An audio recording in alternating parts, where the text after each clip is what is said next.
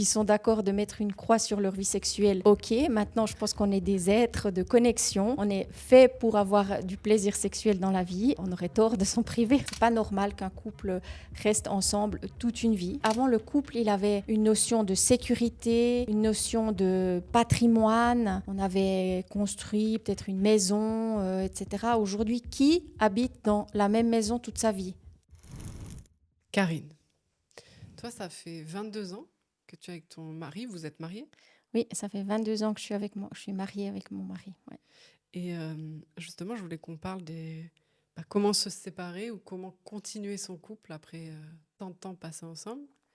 2 décennies, c'est 2 vies, quoi, même parfois 3 ou 4 dans certains cas. Euh, Tu disais justement que vous étiez à votre deuxième couple. Tu peux nous expliquer un petit peu, parce que ça fait quoi de rester 22 ans avec quelqu'un? Ouais, ça fait 22 ans que je suis avec mon mari aujourd'hui et je disais que c'est comme si j'étais à mon deuxième couple avec lui. C'est-à-dire que 22 ans, c'est très long, hein. C'est en tout cas le temps d'élever des enfants. Bon, c'est pas toujours fini après 22 ans, mais on a chacun le temps de bien évoluer et de prendre des fois des chemins un petit peu, pas toujours parallèles. Voilà. Il y a des moments où on se rejoint, des moments où on s'éloigne. Et puis, on a eu un moment donné où on est arrivé comme à la fin d'un cycle. Et la question s'est posée, est-ce qu'on se sépare ou pas, en fait? Et vous vous êtes posé la question?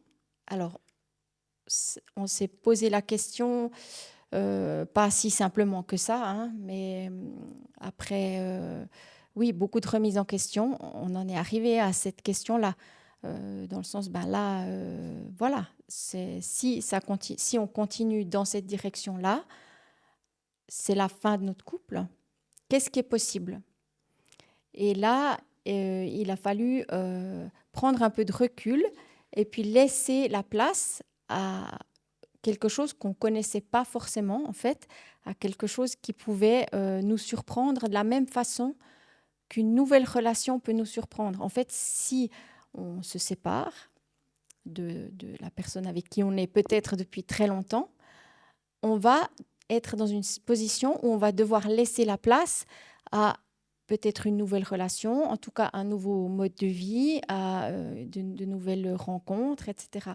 Et là, ça, c'était la même chose, mais avec la même personne. C'est-à-dire qu'il y a ce moment un petit peu de flottement, de battement, où il faut être souple et disponible pour voir qu'est-ce qui peut émerger à ce moment-là. Et justement, comment ça s'est passé? Parce que, pourquoi je te pose ces questions? Parce qu'il y a plein de personnes qui, au bout de 10, 15, 16, 20 ans, se demandent, est-ce que c'est la fin de mon couple? Et en même temps, c'est dommage de jeter cette histoire par la fenêtre. Et je vais devoir reconstruire quelque chose avec quelqu'un. Est-ce que j'ai vraiment envie de dépenser tout ce temps? Enfin, c'est pas facile de rester aussi longtemps avec quelqu'un, mais en même temps, parfois, même quand on a envie de se séparer, c'est pas facile non plus. Tu vois, ce paradoxe émotionnel. Toi qui es là-dedans, toi qui comprends ça, est-ce que tu peux nous parler de ces émotions un petit peu qu'on peut traverser? Quand on arrive à la fin d'un cycle dans le couple, ben, ça réveille tout un tas de peurs, en fait, de peur de se séparer, de se retrouver seul, de se séparer, de faire du mal à l'autre. Quand il y a des enfants, ben, ça éveille plein de peurs par rapport aux enfants. Ça peut être des peurs de les abîmer, de leur faire du mal, mais ça peut être des peurs de, de les perdre parfois. Ça peut être des peurs financières. Ça va toucher nos peurs les plus profondes et ça invite plein d'émotions là-dedans qui sont très inconfortables. Une des clés pour passer ces caps-là, c'est déjà d'accepter d'être confronté à ces émotions. Parce que souvent, on va se comporter de façon à ne pas être confronté à ces émotions. De faire en sorte de lisser les choses ou de ne pas s'écouter complètement ou d'accepter des choses qu'on n'accepterait pas normalement, etc., pour ne pas être confronté à toutes ces émotions désagréables. Et puis après, ça va nous amener à accepter le fait que cette phase-là ou ce couple-là est fini. Mais justement, comment on sait quelle est la différence entre on traverse une crise et c'est la fin de mon couple? Quelle est la différence entre on traverse une crise de couple et c'est la fin du couple? Euh, alors, il y a plusieurs différences, mais une des différences que je remarque, c'est que quand c'est une crise de couple, on n'est pas inquiet de la même façon, dans le sens où on sent, mais ça se passe à des niveaux plus subtils, que c'est pas quelque chose qu'on va conscientiser forcément à ce moment-là, mais on sent que le couple, il est là encore. Et les disputes, les entrechoquements, on peut dire, vont être plus violents parfois, parce qu'il y a comme une espèce de pulsion de survie du couple qui fait on va dire les choses de façon très insistante ou de façon presque des tripes, parce que on veut que les choses bougent, on veut passer à la suite du couple. Et on n'a pas peur, forcément, même si des fois on doit dire des choses un peu violentes ou qu'il y ait des scènes, ou parfois voilà, on se dispute violemment, euh, on sait quelque part en nous, en tout cas, que c'est nécessaire pour passer à la suite. Et on a comme cette sécurité de pouvoir le faire parce que le couple reste. Mais tout ça, ça ne se passe pas dans des niveaux autant conscients que ce que je dis là, mais c'est un peu ce qui se joue. Alors que quand c'est la fin, souvent, il n'y a plus les disputes. Ou pas de la même façon, ou c'est des disputes, mais qui sont plus... ouais, bon, On a voilà. démissionné, quoi. En tout cas, un des deux, souvent, mais souvent, c'est pas qu'un des deux, a comme lâché. Et si les prises de bec, enfin, en tout cas, les négociations sont hardes, ça peut être un signe qu'on y tient encore à ce couple. Mais justement, j'entendais, je crois que c'était un psychologue dire, mais avoir des disputes en couple, c'est bon, c'est bien, si on sait bien les gérer, etc. Et l'absence de disputes, ça peut être justement un peu ce que tu dis, des signaux d'alerte pas très positifs, quoi. Ouais, avoir des disputes dans le couple, c'est pas un signe que le couple est fini. Après, quand on parle de disputes, il faut voir de quoi on parle exactement. Mais avoir des disputes, c'est sain. C'est qu'est-ce qu'on en fait de ces disputes et comment on a appris à se disputer. Et ça fait partie des couples qui durent. En fait, c'est qu'ils ont appris à, à gérer Se ça. Ils disputer. savent reconnaître les signes chez l'autre, etc. Et je pense que quand on se met en couple, on parle, on n'a pas encore assez conscience. Alors heureusement, parce qu'il y a la phase de lune de miel et tout ça, mais on devrait, au tout début, aussi instaurer comme un cadre ou des règles de dispute, en fait. Et c'est ça qui fait qu'on peut avancer et progresser dans ce sens-là.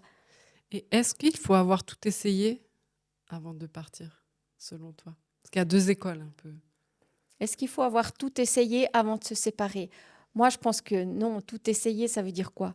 Il n'y a pas besoin d'essayer jusqu'à s'épuiser, jusqu'à s'user et jusqu'à aller essayer des choses qui ne nous conviennent pas du tout. En général, on sait, de toute façon. Mais justement, les gens qui viennent à toi, est-ce qu'ils savent ou est-ce qu'ils hésitent encore? Alors, la plupart des gens qui viennent me voir quand ils sont en phase de séparation, ils savent déjà, mais ils savent pas qu'ils savent, parfois. C'est-à-dire que on sait au fond de nous, mais on a souvent besoin déjà de faire le chemin pour accepter, et puis on a souvent besoin de lâcher on a besoin de lâcher la culpabilité souvent en fait. Pourquoi on culpabilise autant? On culpabilise autant par rapport aux séparations parce que on est formaté comme ça par rapport à ce qui était inscrit dans la loi par rapport au fait de divorcer, où on devait avoir une raison, une faute. En fait, on devait prouver la faute de l'autre pour pouvoir se séparer, soit le mari ou la femme. Enfin, et c'est pour ça que c'était vraiment des procès de divorce. Et ça, c'est resté en fait engrammé en nous. Ça, c'est vraiment de l'épigénétique, hein, ça nous a imprimé, ça s'est imprimé dans nos gènes et on a de la peine vraiment à se défaire de ça. Je parlais aussi avec une psychologue encore.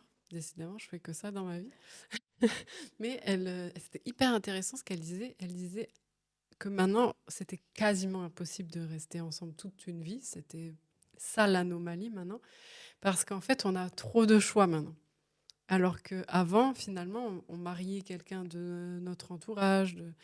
Enfin, c'était en physique, quoi. Enfin, on n'avait pas le choix de rencontrer quelqu'un aux États-Unis ou de swiper sur des applications. Du coup, on avait moins de choix.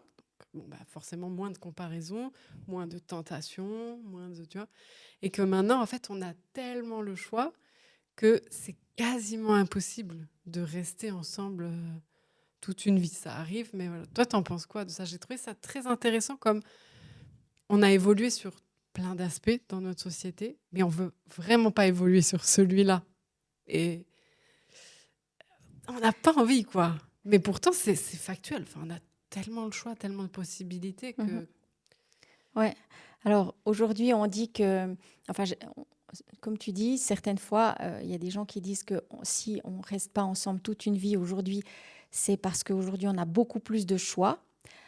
Moi, je pense pas que ça soit la principale raison, mais je pense en effet que aujourd'hui c'est pas normal, sans jugement aucun, que c'est pas normal qu'un couple reste ensemble toute une vie, en fait. Pourquoi, à mon avis? Parce que tout s'est accéléré aujourd'hui.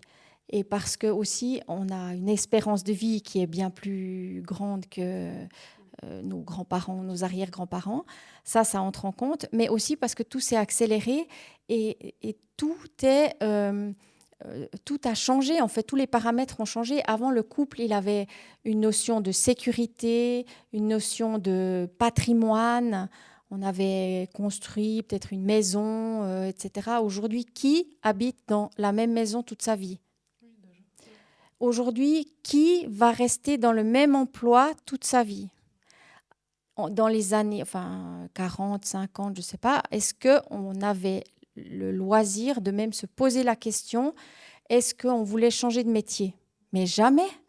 Est-ce que quelqu'un qui avait fait des études et une carrière, je ne sais pas, qui était médecin, est-ce que tout à coup il allait dire je vais ouvrir un magasin de fleurs? Mais aujourd'hui, ça existe en fait. Il y a plein de choses, plein d'histoires comme ça. Et c'est pareil pour le couple en fait. Et aujourd'hui, on n'a plus de raison qui justifie de rester avec quelqu'un alors qu'il n'y a plus l'attraction, alors qu'il n'y a plus la complicité sexuelle, qu'il n'y a plus ces choses-là qui font que c'est un couple. Il n'y a plus aucune raison, que ce soit d'élever des enfants, que ce soit l'argent et tout ça, c'est des excuses qu'on garde encore parce que oui, ça demande de sortir du confort, ça demande de recommencer, de sortir de cette phase de pépère, train-train quotidien, rassurant parfois. Et puis, euh, et puis on n'ose pas, mais c'est la même chose si on veut changer de travail en fait.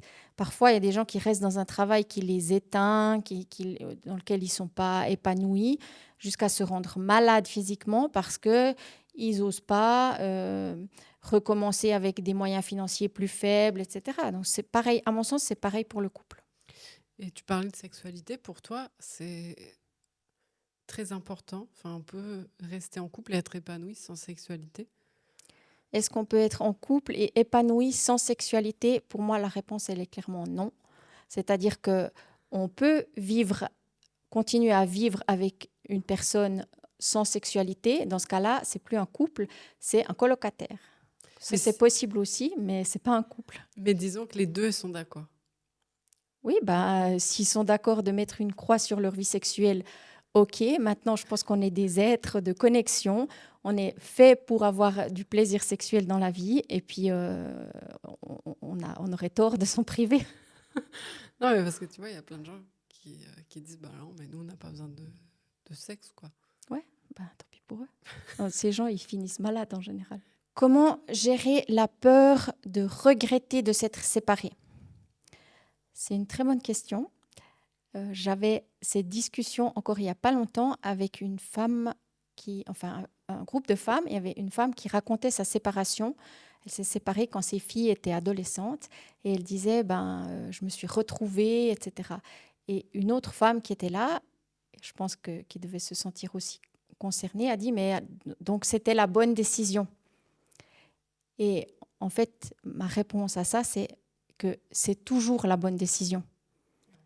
C'est toujours la bonne décision, dans le sens où si c'était pas la bonne décision, c'est-à-dire si... Alors, il peut y avoir deux cas de figure quand on parle de mauvaise décision. Soit on arrive à la conclusion que c'était une mauvaise décision parce que les enfants ont morflé, parce que les enfants vont pas bien. Et dans ce cas-là, c'est une excuse, parce que ça voudrait dire qu'on serait resté pour les enfants. Et à mon avis, c'est un leurre là aussi. C'est juste que peut-être qu'on aurait pu gérer la séparation différemment si on était arrivé justement dans la phase où c'est normal de se séparer. Et l'autre option, c'est est-ce que je regrette parce que finalement j'aurais voulu rester avec la personne?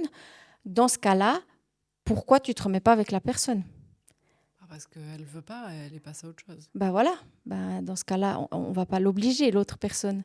Oui, on ne fait pas une Patrick Bruel. Voilà. Ok. Donc pour toi, c'est toujours une bonne solution, une bonne décision. Pour moi, si on a pris une décision, c'est toujours une bonne décision. C'est toujours mieux d'avoir bougé que de ne pas avoir bougé. Et pourquoi certaines personnes ne se remettent jamais d'une séparation? Alors pourquoi certaines personnes ne se remettent jamais d'une séparation? Alors, on dit que c'est à peu près 1 an pour faire le deuil, pour se retrouver, se recentrer, pour repartir. Chacun a son rythme, hein, ça peut être moins, ça peut être plus, mais si ça s'enlise au-delà, si ça commence à être des années, c'est des personnes qui souvent ont besoin de rester dans la preuve que ça s'est mal passé, la preuve que tout est contre elle et de rester dans cet état de victime, en fait. Et puis ça, c'est un autre niveau, en fait, c'est comment gérer le fait de prendre sa vie en main, de se prendre en charge, de mettre en place les ressources pour avancer. Si on veut travailler avec toi, Karine, comment on peut faire? Alors, si tu veux travailler avec moi, tu peux m'écrire un message en privé ou tu peux réserver un appel. Le premier appel est offert et on en parle. C'est l'occasion que je puisse voir avec toi si je peux t'aider sur ce plan-là.